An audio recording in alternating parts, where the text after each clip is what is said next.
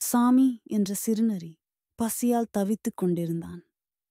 கடந்த இலையுதிர் காலத்தில் சேமித்து வைத்திருந்த சில ஓக் மரக் காய்களை மென்று தின்று கொண்டிருந்தான். ஆனால் அவற்றின் எண்ணிக்கை குறைந்து வந்தது. பழைய ஓக் மரத்தின் ஓட்டில் உள்ள அவனது வசதியான வீடு பசியால் அவனது வயிறு கர்ஜிக்கும் போது அவ்வளவு வசதியாக இல்லை. சாமி வெளியே செல்ல முடிவு செய்தான். காடு பறவைகளின் பாடல்களாலும் இலைகளின் சலசலப்புகளாலும் உயிரோட்டமாக இருந்தது. அவன் ஒரு மரத்தின் மேல் ஏறினான். அவனது புதற்குரிய வால் அவனுக்கு பின்னால் அசைந்தது. மரத்தின் மேலிருந்து காட்டின் தரையை ஆய்வு செய்தான். சில ஓக் மரங்கள் இருந்த ஒரு சிறிய வெளியிருந்தது. சாமியின் கண்கள் பிரகாசித்தன.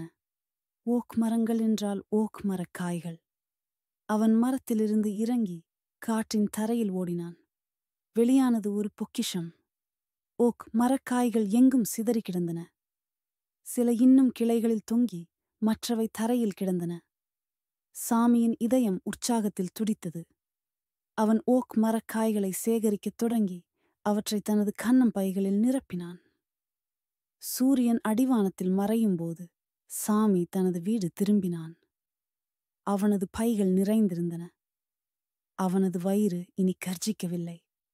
அவன் தனது வசதியான கூட்டில் சுருண்டு ஓக் மரக்காய்களின் குவியலால் சூழப்பட்டான். மகிழ்ச்சியும் அவனது அதிர்ஷ்டமான கண்டுபிடிப்புக்காக நன்றியும் உணர்ந்தான்.